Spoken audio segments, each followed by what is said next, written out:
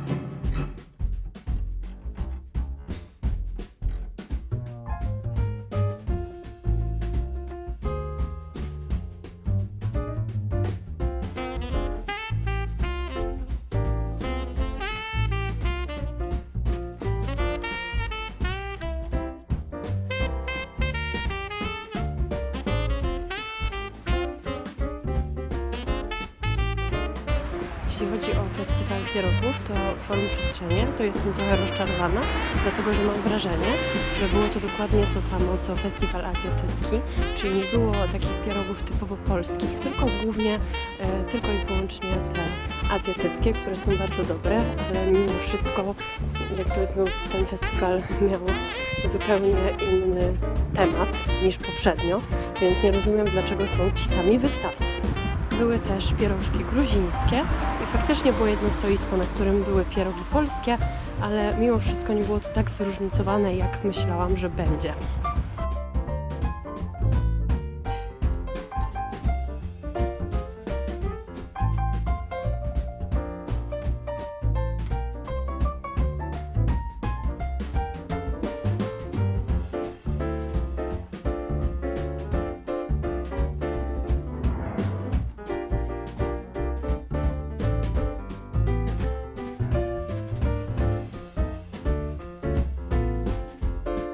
Wszystkim.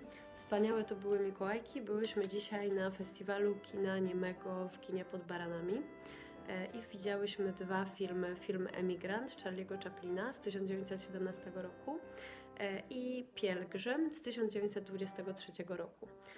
Ogólnie to był mój drugi, a nawet trzeci film niemy, bo wcześniej, parę lat temu byłam w Leicester na filmie szwedzkim, który nazywał się The Kingdom of Rye z 1950 roku, ale było to zupełnie inne przeżycie, dlatego że ten film dzisiaj był z muzyką na żywo i wydaje mi się, że ten Pielgrzym był dłuższy niż ten pierwszy film i to dużo dłuższy i był taki bardziej wielowątkowy i chyba taki trochę śmieszniejszy. W tym Pielgrzymie na początku powtarzała się taka sama muzyczka jak w tym pierwszym filmie Imigrancie, a później były takie momenty, że na przykład były syreny, jak był motyw policjanta, szeryfa, no i były też takie typowo Chaplinowe momenty, gdzie poślizgnął się na skórce od banana, no i w ogóle był to taki typowy slapstick, ale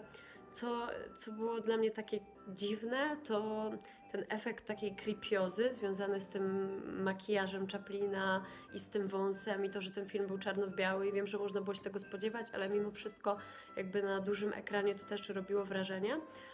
I napisy się też różniły w tych dwóch filmach, dlatego że to będzie też widać, jak będę wrzucać przebitki. W tym pierwszym filmie była zupełnie inna czcionka niż w tym drugim.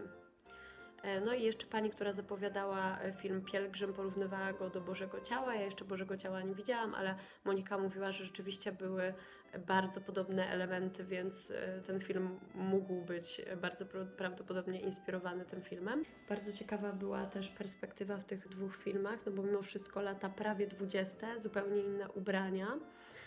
No i też ciekawym zabiegiem było to, że jakby pokazywali w tych scenach, nie wiem, była taka powtarzalność w tym, no to jest takie pewnie typowo slapstickowe i wydaje mi się, że Charlie Chaplin lubi jak się wali po mordzie go wiele razy albo inne postacie w jego filmach, bo to się cały czas powtarzało, non-stop i były takie momenty, gdzie to jakby wydawało się, że to jest jakieś takie slow motion.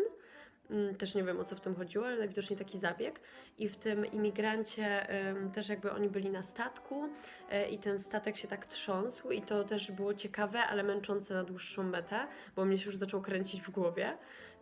I też jakby ta muzyka była bardzo głośna na żywo do tego filmu i to też było dość męczące, bo już mogła po prostu rozboleć głowa. A poza właśnie tymi scenami uderzeń, to jeszcze mi się przypomniało, że w dwóch filmach był taki powtarzalny motyw tego, jak Chaplin oddaje komuś pieniądze, więc najwidoczniej lubi być bity po twarzy i lubi oddawać komuś pieniądze. Nie wiem, o co chodzi, czemu w dwóch filmach to się pojawiło, no to też było dla mnie dość ciekawe. Ciekawym elementem w Pielgrzymie było też to, jak odprawiana była sama msza i ciekawi mnie to, czy jakby ten strój Chaplina, jako tego księdza, czy on po prostu był stworzony na potrzeby tego filmu, czy rzeczywiście wtedy jakby tak wyglądał ten strój, bo wyglądał inaczej niż ten, który jest teraz. Po prostu ta sutanna, jakby to nie była sutanna, tylko to był taki bardziej garniturek. No i nie wiem, być może to po prostu był taki strój na potrzeby tego filmu, ale to też mnie fascynowało. No i ogólnie bardzo mi się podobało i to było zupełnie inne i bardzo ciekawe doświadczenia. I chętnie bym się wybrała jeszcze raz na taki film. A później wybrałyśmy się na kolacyjkę w Weganiku i też nam się bardzo podobało i bardzo smakowało.